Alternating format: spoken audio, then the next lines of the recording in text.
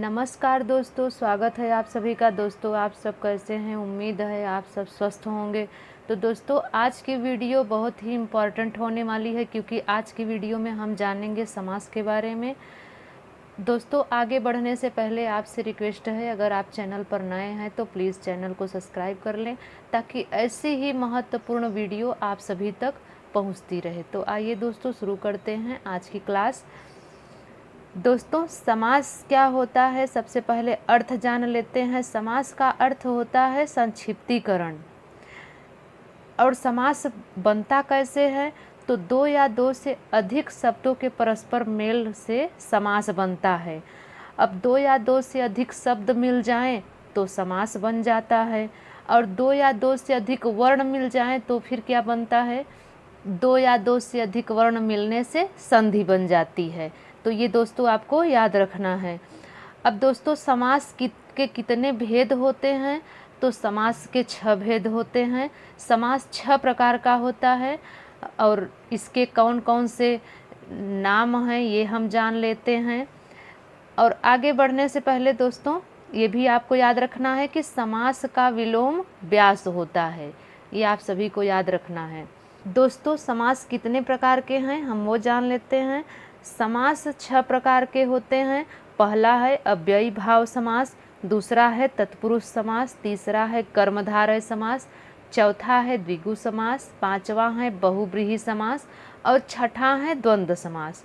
तो दोस्तों इन सभी समास के बारे में हम डिटेल से जान लेते हैं, क्योंकि क्वेश्चन यहाँ से बनते ही बनते हैं। दोस्तों अगर आप स्किप किए बिना ही अगर पूरा देखते हैं वीडियो को, तो मुझे उम्मीद है कि इससे आए हुए क्वेश्चन आप ज़रूर हल कर पाएंगे। कोई भी आपका क्वेश्चन छूटेगा नहीं अगर यहाँ से क्वेश्चन बनता है तो।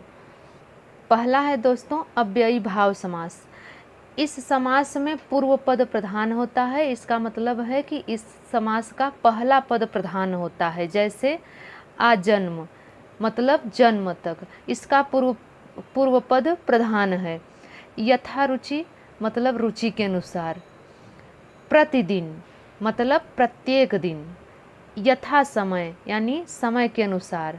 दोस्तों आपको ये भी याद रखना है कि प्रत्येक उपसर्ग वाला शब्द अव्ययी भाव कहलाता है। अगर दोस्तों शब्दों में पहला पद उपसर्ग वाला हो तो आपका अव्ययी समास हो जाता है, ये आपको याद रखना है। दूसरा है दोस्तों तत्पुरुष समास। इसमें पहला पद गौण तथा अंतिम पद की प्रधानता होती है। दोस्तों इसके 6 भेद होते हैं। अब 6 भेद कौन कौन से हैं वो भी हम जान लेते हैं तत्पुरुष समास के अंतर्गत। पहला है कर्मकारक तत्पुरुष, दूसरा है करण तत्पुरुष, तीसरा है संप्रदान तत्पुरुष, चौथा है अपादान तत्पुरुष, पांचवा है संबंध तत्पुरुष, और छठा है अधिकरण तत्पुरुष। अब दोस्तों ये तत्पुरुष जितने भी प्रकार के हैं 6 प्रकार के, इनको हम डिटेल से जान लेते हैं। पहला है दोस्तों कर्मकारक तत्पुरुष। इसमें क्या होता है? इसमें को का लोप हो जाता है। जैसे देखिए गगनचुंबी, गगन को चूमने वाला, यहाँ पर देखिए को का लोप हो गया है। मतदाता यानी मत को दान करने वाला, तो यहाँ पर को का लोप हो जाता है, जिससे ये कर्मकारक कहलाता है। दूसरा है दोस्तों करण तत्पुरुष। इसमें से का लोप हो जाता है। जैसे जन्मजात जन्म से उत्पन्न, यहाँ पर से का लोप हो गया है। गुणहीन गुणों से हीन, यहाँ पर से का लोप हो गया है। तो जहाँ पर से का लोप हो जाए वहाँ करण तत्पुरुष समास हो जाता है। तीसरा है दोस्तों संप्रदान तत्पुरुष। इसमें के लिए का लोप हो जाता है। जैसे हथकड़ी मतलब हाथ के लिए कड़ी, यहाँ पर आपका के लिए लोप हो जाता है। सत्याग्रह मतलब सत्य के लिए आग्रह, तो यहाँ पर आपका के लिए का लोप हो जाता है। तो दोस्तों ये संप्रदान तत्पुरुष के अंतर्गत आता है। जहाँ पर के लिए का लोप हो जाए तो वहाँ पर संप्रदान तत्पुरुष हो जाता है। चौथा है दोस्तों अपादान तत्पुरुष। इसमें क्या होता है?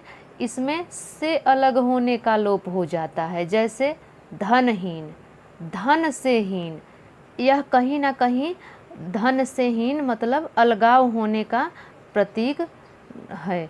तो दोस्तों ये अपादान तत्पुरुष है। जन्मांध यानी जन्म से अंधा, तो यहाँ पर अपादान तत्पुरुष हो जाता है।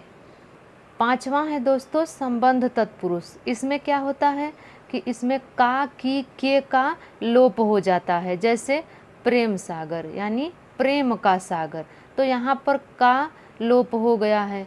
भारत रत्न, भारत का रत्न, यहाँ पर भी का लोप हो चुका है।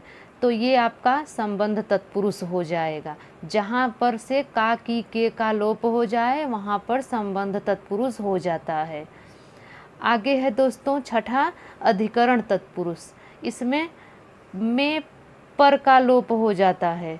जैसे नीति निपुण मतलब नीति में निपुण, यहाँ पर में का लोप हो गया है। आत्मविश्वास मतलब आत्मा पर विश्वास, तो यहाँ पर का लोप हो गया है। तो ये आपका अधिकरण तत्पुरुष हो जाएगा। जहाँ पर में और पर का लोप हो जाए तो वो अधिकरण तत्पुरुष कहलाता है। तीसरा है दोस्तों कर्मधारय समास। इसमें क्या होता है, इसमें पूर्व पद विशेषण और उत्तर पद विशेष्य होता है। मतलब कि विशेषता बताने वाले समास को ही कर्मधारय समास कहते हैं, ये आपको याद रखना है।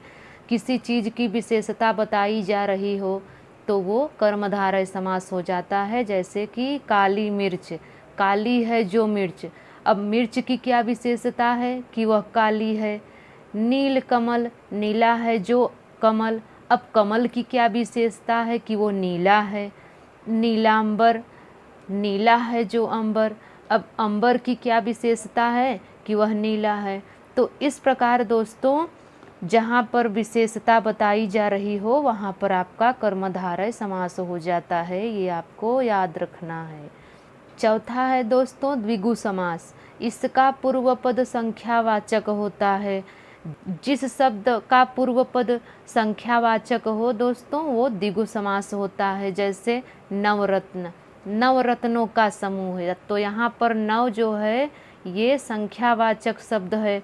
त्रिभुवन यानी तीन भुवनों का समूह, यहाँ पर तीन संख्यावाचक शब्द है। नवग्रह यानी नव ग्रहों का समूह, तो यहाँ नव संख्यावाचक शब्द है। इस प्रकार पूर्व पद जो संख्यावाची होता है वह द्विगु समास कहलाता है। पांचवा है दोस्तों बहुब्रीहि समास। इसमें कोई भी पद प्रधान नहीं होता बल्कि तीसरे पद की प्रधानता होती है, ये आपको याद रखना है। बहुब्रीहि समास में कोई पद प्रधान नहीं होता, किसी तीसरे पद की प्रधानता पाई जाती है। जैसे लंबोदर, लंबा है उदर जिसका, अब किसका उदर लंबा है तो गणेश जी का है, तो ये आपका बहुब्रीहि समास हो गया। नीलकंठ, नीला है कंठ जिसका, तो किसका कंठ नीला है तो शिव जी, तो इनका कंठ नीला है, तो ये बहुब्रीहि समास हो जाएगा। तो इस प्रकार जिसमें कोई भी पद प्रधान न हो, कोई तीसरा पद की प्रधानता पाई जाए तो वो आपका बहुब्रीहि समास कहलाता है। छठा है दोस्तों द्वंद्व समास। इसमें पूर्व पद और उत्तर पद दोनों ही प्रधान होते हैं। इसमें पहला पद और उत्तर पद दोनों की ही प्रधानता होती है। इसमें और अथवा या का लोप होता है। जैसे राम कृष्ण, राम और कृष्ण, यहाँ पर और का लोप हो गया है। पितरौ, माता पिता, यहाँ पर भी और का लोप हो गया है। राम लक्ष्मण, राम और लक्ष्मण, यहाँ पर भी और का लोप हो गया है। तो दोस्तों इस प्रकार ये द्वंद्व समास है। तो दोस्तों मुझे उम्मीद है कि आप लोगों को यह वीडियो काफ़ी पसंद आई होगी। अगर पसंद आई तो लाइक करें, शेयर करें और सब्सक्राइब करें। तो मिलते हैं दोस्तों अगली वीडियो में, तब तक के लिए नमस्कार।